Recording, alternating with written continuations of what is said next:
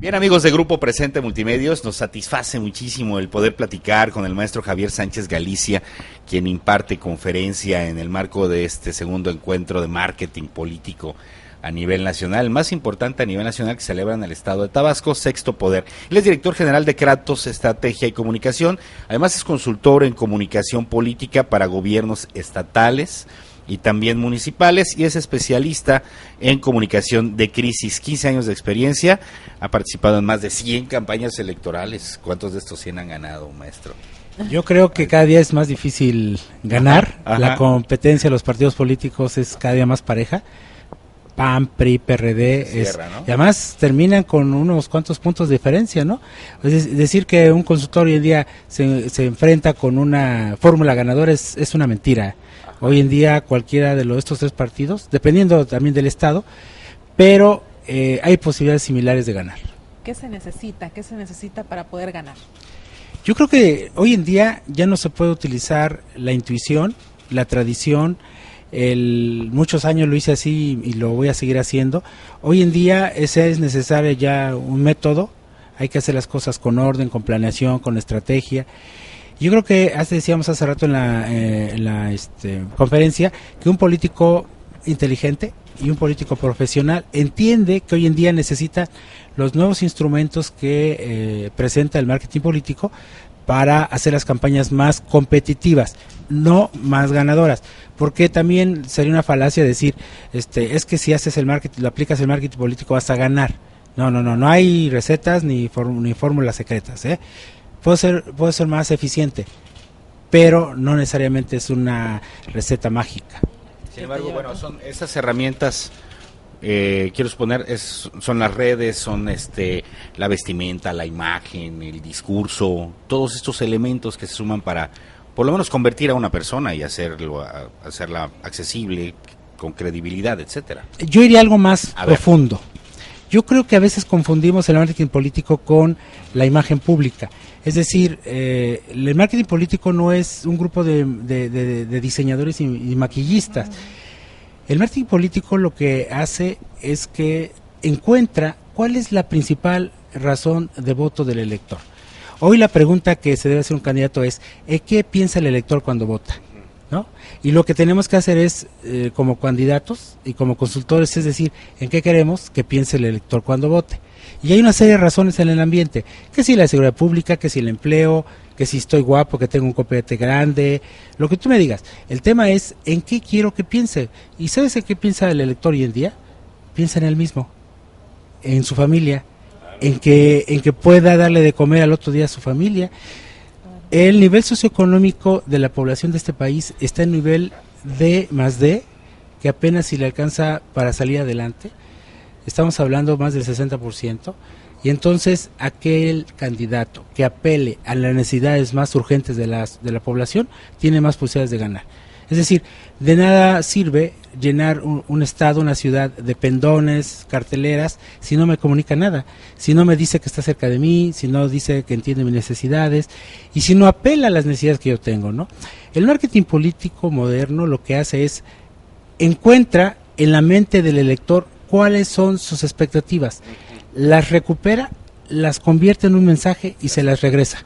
Y entonces eso hace la conexión, ¿sí? No es maquillaje, es mensaje. Hemos hablado de la ética de los consultores, porque ustedes finalmente los productos los mejoran o los hacen más accesibles, más entendibles, pero ¿dónde queda esa razón entre si es bueno y es coherente para el entorno social que necesita, hacia donde debe dirigirse el país? Yo creo que lo que el consultor debe evitar siempre es degradar la política. Es decir, hoy en día vemos el escenario plagado de basura en los medios, sobre todo acusaciones, información falsa, algo que le llaman la contaminación social.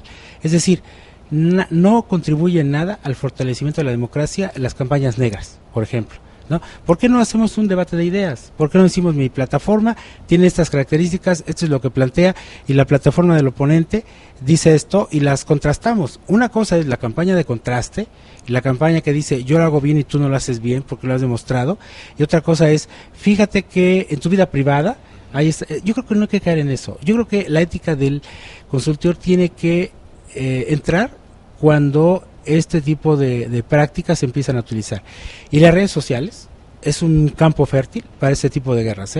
¿Por qué? Porque no hay limitantes legales todavía, porque es muy abierta, porque el escenario no está tan limitado como los medios tradicionales. Entonces, yo creo que en el 2012, desafortunadamente, vamos a ver un escenario de guerra sucia, desafortunadamente, porque ante la ausencia de razones de voto, las campañas sucias se van a imponer.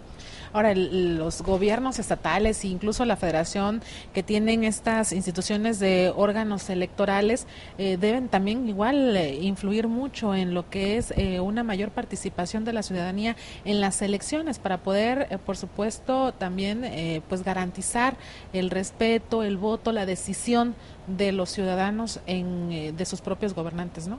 Así es. Uno de los antídotos más importantes que debe utilizar la autoridad, digamos, electoral para, por ejemplo, este tipo de prácticas es la información.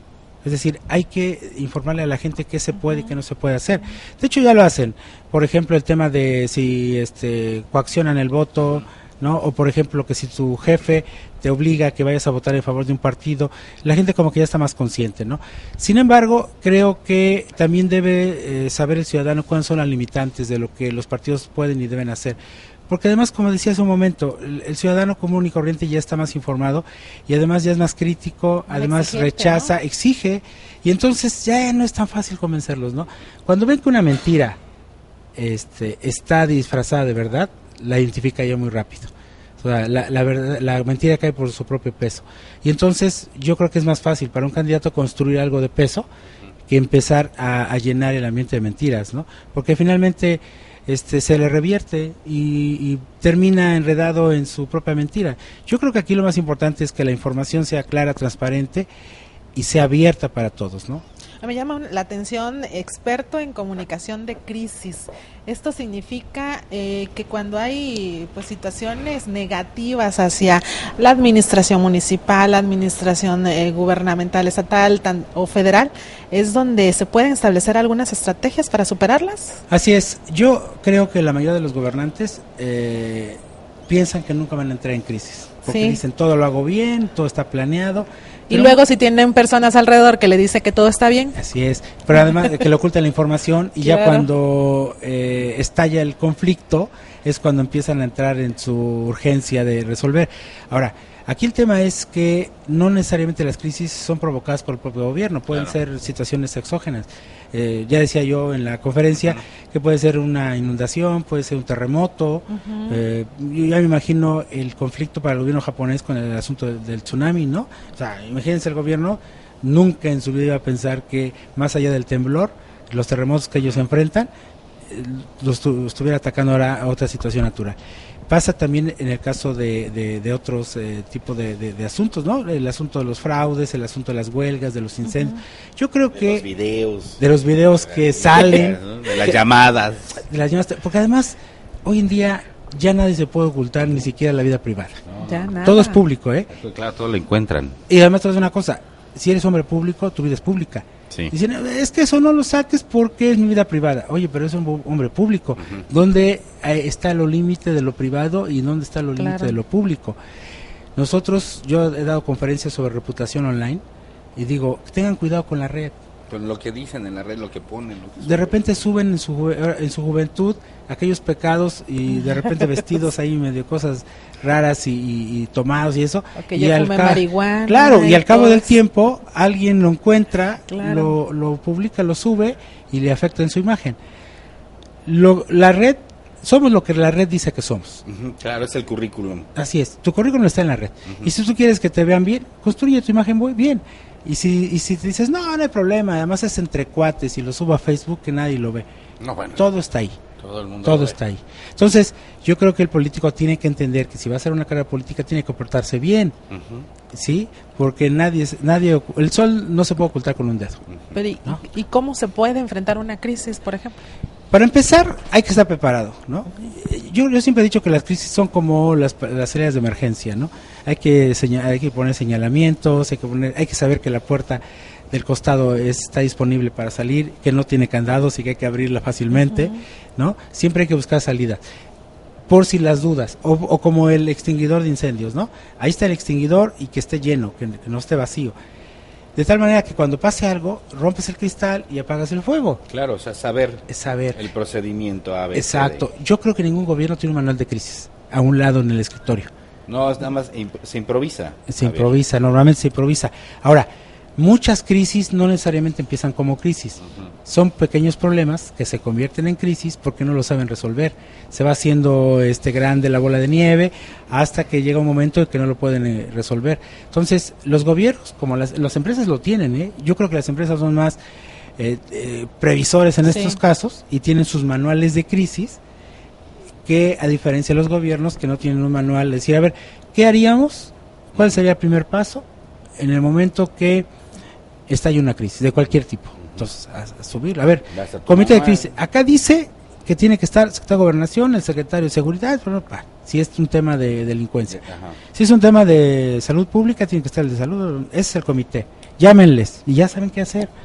Y sesionan tales días de acuerdo al manual. Entonces ya no tienen que estar pensando qué van a hacer, porque en las crisis todo el mundo se preocupa y se altera, exacto, pierden el control, pierden la ecuanimidad, o sea, ya no saben qué hacer y todo lo hacen así como al paso, ¿no? Claro. Improvisado. ¿Hay alguna estadística que pueda medir, por ejemplo, en el sector privado, no sé, de cada 100 empresas, cuántas tienen manual de crisis, y en el sector público, por ejemplo? Mira, no tengo el dato exacto, pero yo creo que habría una proporción de 1 a 10. O sea, yo no sé qué gobierno realmente lo tenga. Ahora, alguien decía, es que no manejemos el concepto crisis, porque entonces si hablamos de crisis, bueno, reconoce antes que nada que es una crisis. Ahora, si no es una crisis, por lo menos entiende que el problema es difícil. Entonces, hay que llamarle las cosas como son. Mucha gente, si no quiere llamarle a los problemas crisis, mucho menos va a tener un manual. Entonces, como que oculta, ¿no? Rehuir a la realidad. Como el ser humano, ¿no? Cuando piensa que nunca se va a morir, por exacto. ejemplo, ¿no? Oiga, ¿por qué no haces tu testamento? No. No, claro, a lo mejor es de mala suerte. Es mala suerte. Pero bueno, hemos visto que en gobiernos un poquito más adelantados tienen previsto pues todo, hasta una guerra, una crisis social, un estallamiento, etcétera. Hacia allá debiéramos dirigirnos. Sí, yo conozco, por ejemplo, los manuales de crisis de la Secretaría de Turismo. Ajá. Ellos tienen, sobre todo porque ellos enfrentan mucho la situación de estas situaciones de guerra, el terrorismo, temblores, y saben qué hacer en momentos de críticas, sobre todo por la prensa internacional, porque no resuelven la situación. Ellos sí tienen esa parte.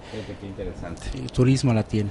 ¿Cómo ves a los tres que van rumbo a la presidencia de la República? ¿Están haciendo una buena chamba?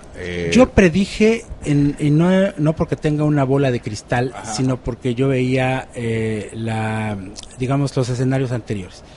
En el 2000, Fox no era el puntero y ganó.